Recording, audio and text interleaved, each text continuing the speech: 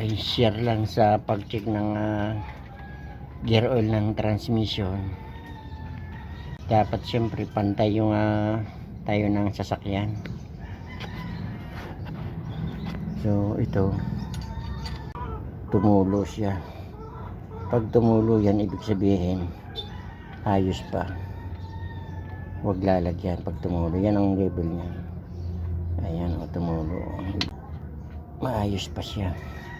Tama lang yung kanyang gear oil pa. Kung pantay ang tayo ng sasakyan, dapat pantay. Buti na yung nag-check din na kailangan yung sanay magtanggal kasi ito napupunggal.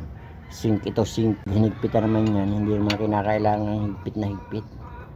Yung tama rin lang para pagka kinalas at nag-check uli, hindi mahirap tanggalin. Ayan, ganun lang. Share lang. Dagdag kaalaman lalo't dun sa wala pang alam.